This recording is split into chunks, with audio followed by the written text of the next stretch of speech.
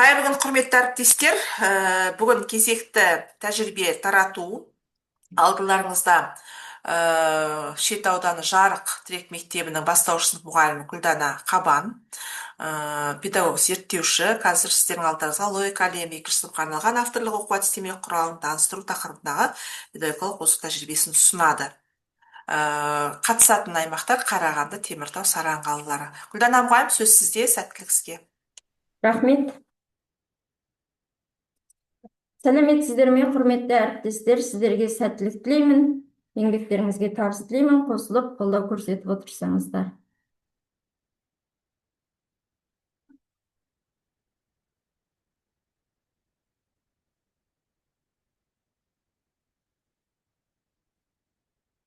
Мен Қабан Гүлдана, Қарағанды облысы Шет ауданы Жарық Тірек мектебінің бастауыш сынып мұғалімі, педагог зерттеушімін. Логика әлемі атты авторлық бағдарламамның мақсаты оқушылардың логикалық ойлау қабілетін дамыту және шығармашылық әлеуетін қалыптастыру. Бағдарламаның міндеттері ойлау, салыстыру, тұжырымдау дағдыларын дамыту. Математикалық тілде сөйлеу мен ойлау мәдениетін қалыптастыру. Шешім қабылдау және өз ойын дәлелдей білуге үйрету.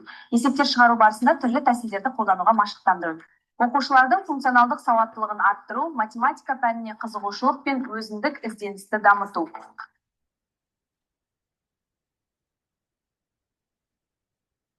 Құрметті әріптестер, бұл менің бекітілген бағдарламам. Негізі бірінші сынаққа тұрақталу бөлімі, нормативтік бөлімі, ақпараттық әдістемелік бөлім, қорытынды пайдаланылған әдебиеттер қосымша. Осылай бағдарламам бекітілді.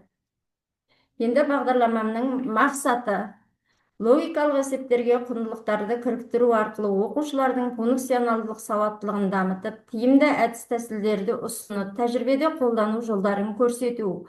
Логика әлемі бағдарламасының құрылымы мен мазмұнын таныстыру. Оқушылардың логикалық ойлау, салыстыру және қорытынды жасау дағдыларын дамытудағы бағдарламаның маңызын түсіндіру.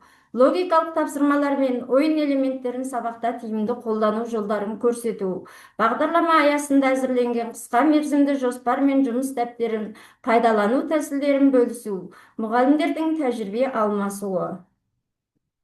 Күтілетін нәтиже.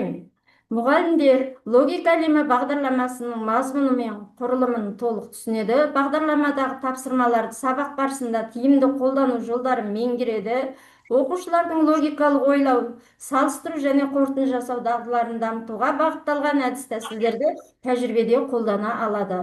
Мұғалімдер оқушылардың шығармашылық ойлау, өз бетінше шешім қабылдау қабілетін дамытуға бағытталған тапсырмаларды жүйелі түрде пайдалана алады. Бастауыш сынып оқушыларының функционалдық сауаттылығын арттыруға ықпал етеді. Ендеше мен бүгін сіздермен осы бір жыл көлемінде атқарылған жұмыстарым төңірегінде мәселе қозғаймын. Авторлық бағдарламаның құрылымында қысқа мерзімді жоспар, оқушыға арналған жұмыс дәптер, логикалық тапсырмалар мен деңгейлік жаттығулар жүйесі, өмірмен байланысты жағдаяттық есептер, топтық және жеке жұмысқа арналған тапсырмалар енгізілген. Қысқа мерзімді жоспарында сабақтың мақсаты, әдіс тәсілдері, құндылықтарды кіріктіру жолдары, күтілетін нәтижелер көрсетілген. Ал жұмыс дәптерде оқушының өздігінен ізденуіне, талдау жасауына және қорытынды шығаруға бағытталады.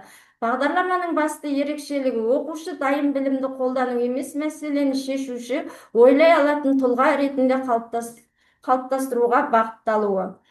Нәтижесінде оқушылар логикалық есептерді шешу дағдыларын меңгереді, өз ойын дәлелдеп айтуға үйренеді, шешім қабылдау қабілетін дамытады. Білімін өмірлік жағдаяттарда қолдана алады. Енді бағдарламам жалпы 7 бөлімнен тұрады. Түсіндірме жазба, бағдарламаның мақсаты, міндеті, өзектілігі, бағдарламаның жаңалығы, педагогикалық жаңалығы және психологиялық жаңалығы, күтілетін нәтижелері. Бірінші бағдарламаны жасау барысында тақырыбын анықтау, екінші қадам құрылымға сай бағдарлама жазу, үшінші қадам жүзеге асыру жолдары болды. Тұрақталу бөлімінде тақырып, сағат саны, нәтиже қарастырылған. Қысқа мерзімді тақырыбы және оқу мақсаты барлығы лекция, тәжірибе, сағат саны, білім өнімі көрсетілді.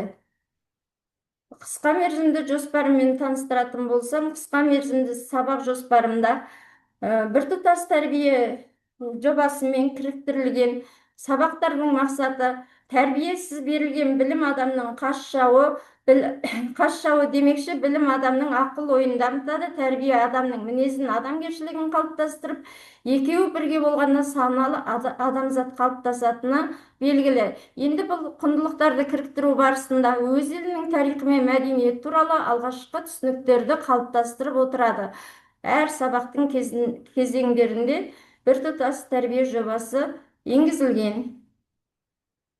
Авторлық бағдарламамның құрылымы таныстырылып өтілгендей, енді жұмыс дәптерімен таныстыратын болсам, оқушының жұмыс дәптерінде қорытынды тестілер, өздеріңіз көріп отырғандай QR-кодпен кіріп тексерулеріңізге болады. Қорытынды тестілер оқушы өзінің сабақта қалай меңгергенін, рефлексиясын жазады және тікелей байланыс жүргізіп отырады. Жұмыс дәптері өздеріңіздің көз алдарыңызда тұр. Осылай жасалды.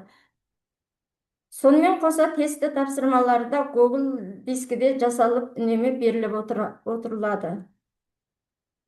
Енді қызығушылықты ояту барысында жүргізілген сіздерге бір тапсырма ұсынып көрейін. Алдарыңызда берілген таяқты қамауға алынған мүсәпірге осы таяқты қозғамай жылжытып берсеңіз деген екен. Ол ойланып, қалай жылжытты деп ойлайсыздар? Ешқандай қолмен қозғамай осы таяқты жылжытып беріңіз деген екен. Сіздер қалай ойлайсыздар? Қалай жылжытуға болады қолмен қозғамай?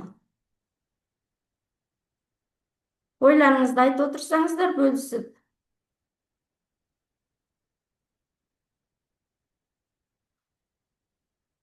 Бағдарламамның бірінші бөлімі логикалық ойлау тапсырмалар берілген, сондықтан осы тапсырмаларды бастау барысында осындай қызығушылықты оятатын сұрақтардан басталады.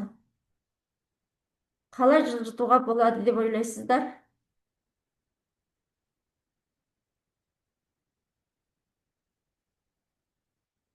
Ендеше бұны былай жылжытқан екен. Көз жасымен жылжытқан екен. Ар ойланып, бер ойланып, көз жасы көл болып осы таяқшаны жылжытқан екен. Көз жасымен жылжытқан екен. Енді балаларға ойлау барысында, ойлауға дамыту барысында атты бір қолмен көтеруге бола ма? Осындай сұрақтар қою арқылы оқушылардың қызығушылығын оятып барып, сабағымды бастаймын. Сіздер қалай ойлайсыздар? Атты бір қолмен көтеруге бола ма?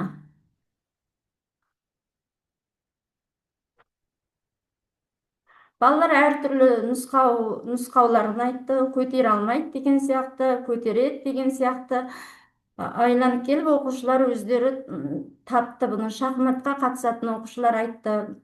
Ойын барысында біз шахмат ойынында атты көтере аламыз деген сияқты тоқтамға келді. Бұл оқушылардың ойлануына және өздігінен ізденуіне әсер етті деп ойлаймын. Осындай сұрақтармен сабағымды бастаймын. Ойлау білімнің бастауы болып саналады екен.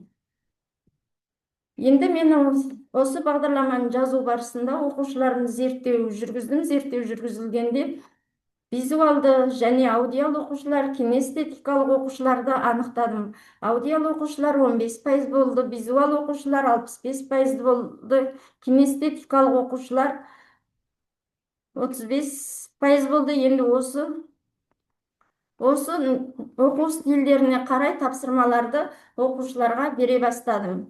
Визуал оқушылар ақпаратты көру арқылы жақсы қабылдайды, суреттерді, сызбаларды, кестелерді тез есте сақтайды. Көрнекілікке негізделген тапсырмаларды белсенділік танытып орындайды. Көз алдарыңызда көріп отырғандай. Бұларға көру арқылы қабылдайтын оқушыларым. Жылдам фото әдісі. Осындай суреттерді көріп, балалар жұппен топтасып жұмыс жасағанда оқушылар ынтымақтаса жұмыс істеу барысында өздерін дамытатыны байқалды.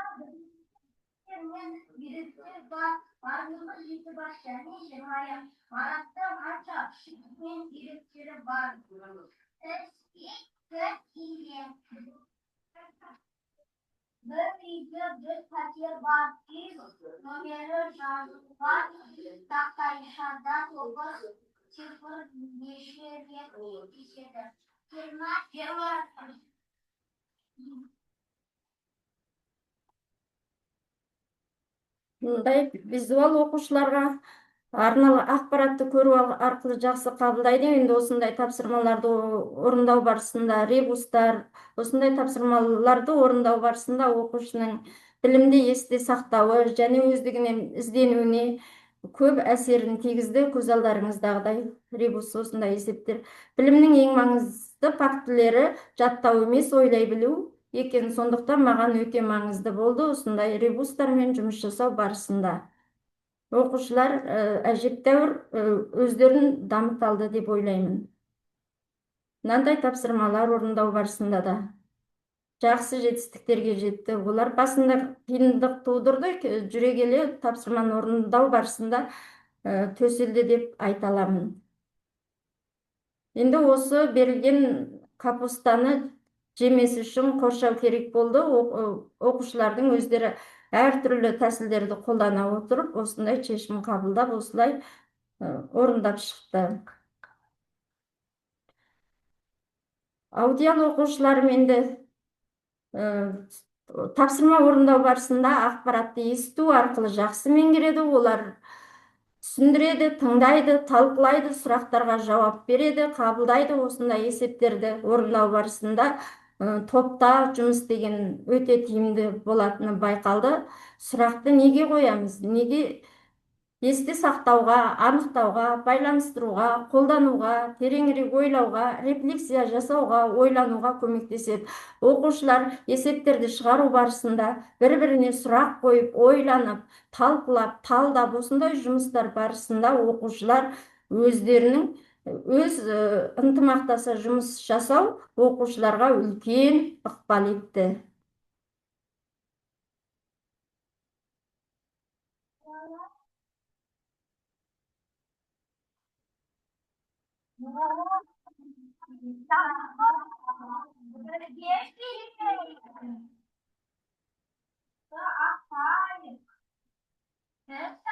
Кемеңгерликти, поэзиядан шешендикти, математикадан тереңдикти, жаратылыш илимдарынан тереңдикти, адам тиричилиги философиясынан байыптылыкты, логиканы көзөмөлдөн ачуу таңсыздырып билимдерди.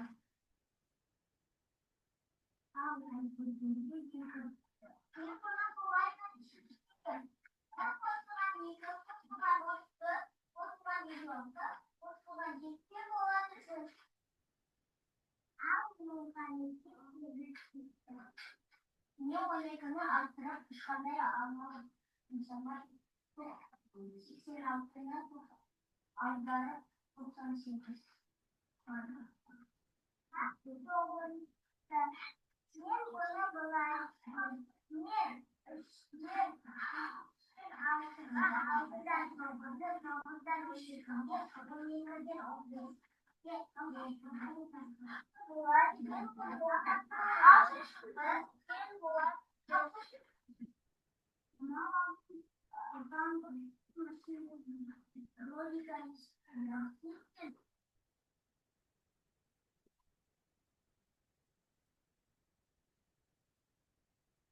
Мінекей мынандай тапсырма берүү барысында окуучулар сурактар турагы жаңагы сандыктын ичинен осундай ар түрлүү окуучуларды кызыктыратындай, ойландыратындай тапсырмалар берилди. Тапсырмалар берилүү барысында 1 жашикте 5 кызыл шар және 7 көк шар, 8 жасыл шар болду. Эми осуларды калай алууга болду? Кай бирөөнүн кайсысын аламын деген сыяктуу сурактар болду. Сурактар болгондо окуучулар буну энди кайсы түсөтүнүн билмейди, көзүн жумуп дегендиктен, сондуктан балалар бул тапсырманы былай шешти. Көзді жұмып деген сөзге тоқталды да кездейсоқ біреуі түсуі мүмкін деген сұраққа келді. Бұл тапсырманы орындау барысында оқушылар көп ойланды, әртүрлі ойлаудың деңгейлерінен өтті. Жасқа байланысты есептерді шығару барысында көбінесе модельдеу тәсілдерін қолданамын. Модельдеу тәсілдерін жасау арқылы оқушылар есептердің қалай тезірек шешімін табатын жолдарын қарастыра алады.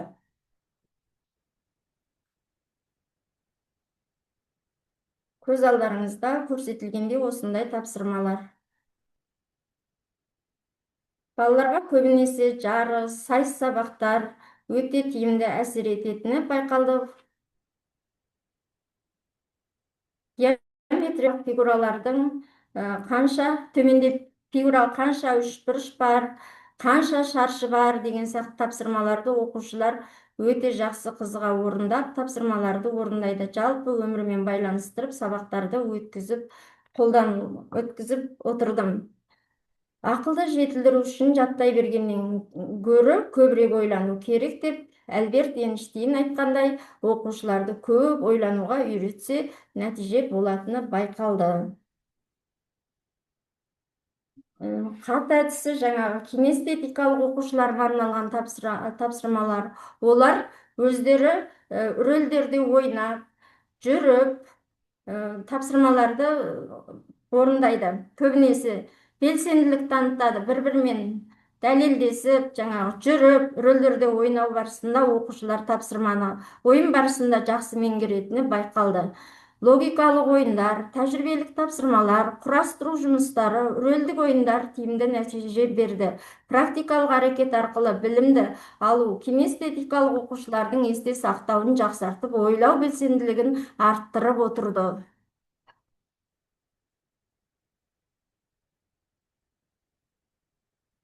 Оқушылар сахналап, өздері рөлдерге беріліп, ойнаған кезінде оқушының көңіл күйі көтеріліп, өздері сол рөлдің ішінде болып жатқан сияқты әсерде тапсырмаларды орындалатыны байқалды. Білімділер бәйгесі өткізіледі, және де осылай қозғалыста кім жылдам деген сияқты тапсырмалар, қат әдісі, кім қаттың жауабын тезірек береді деп тапсырмалар жазылып, сол тапсырмаларға қаншалықты қатқа жауапты көбірек берген оқушы жетістікке жетеді деген сияқты сайыстар жүргізіліп отырылды. Білімділер бәйгесі,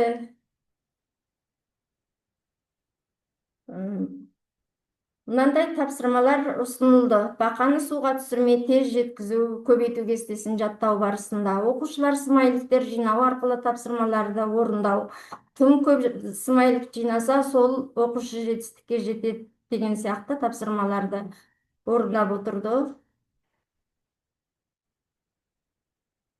Бұл тапсырмалар оқушының ойлау белсенділігін арттырып отырды. Біз балаларға сенім білдірсек, олар біз орындай алмайды деген тапсырманың өзін оқушылар сенім білдіріп, сендердің қолдарыңнан келеді деген сияқты қолдау көрсетіп отырса, оқушылар тапсырманың қалай орындалғанын білмей, ұжымдасып, ынтымақтасып, топта, жұпта, жеке жұмыстар атқара алатыны байқалды. Мен осындай тапсырма бердім. Араның ұясы. Енді бұнда 20-ға дейін сандар берілген, бірақ 4 цифр ғана берілген. Енді осыны біз 20-ға дейінгі сандарды қойып топтастырайық дедік. Бұның біраз уақыт кетті орындау барысында, бірақ біраз уақыт кетсе де оқушылар өздері орындап шықты. Бұнда байқағаным, оқушылардың қайсем де мен орындаймын, қайсем де мен осыны жетістікке жетемін деген сияқты өздеріне мақсат қояды екен. Сондай мақсат қою барысында оқушылар өзін алдыға білімнің шыңына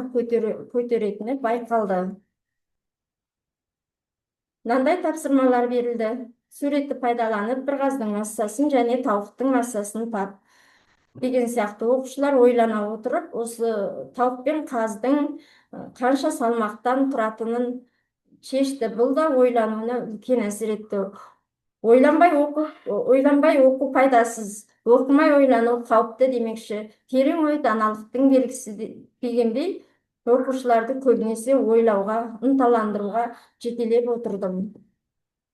Мінекей біз бұл тапсырмаларда біз жорамалдау тәсілдері бойынша тапсырмалар орындадық. Тапсырмалар орындағанда бір күшіктің аяғын және үйректің аяғын оқушылар өзі біледі, неше аяғы бар екенін білу тапсырмасында, түсіну тапсырмасында 7 бас берілген, түсінеді оны.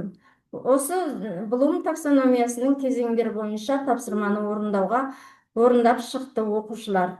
Бұнда да жүйелі шешім тапты деп ойлаймын.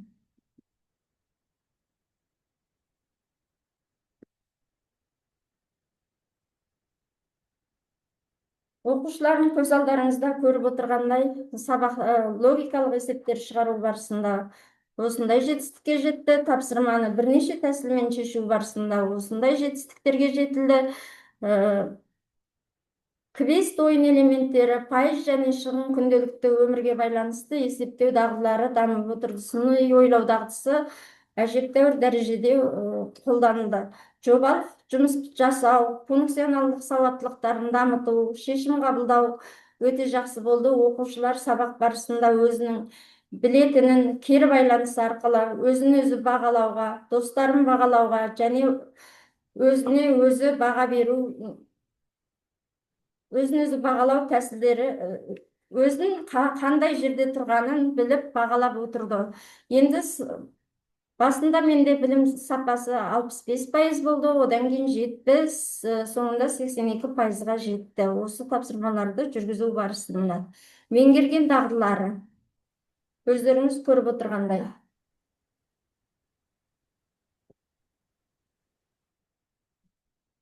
Ойлау, салыстыру, тұжырымдау дағдылары 75%-ға. Математикалық тілде сөйлеу ойлау мәдениетін қалыптастыру, бір тапсырманы 3 түрлі тәсілмен шешу икемділіктері қалыптасты 79%-ға.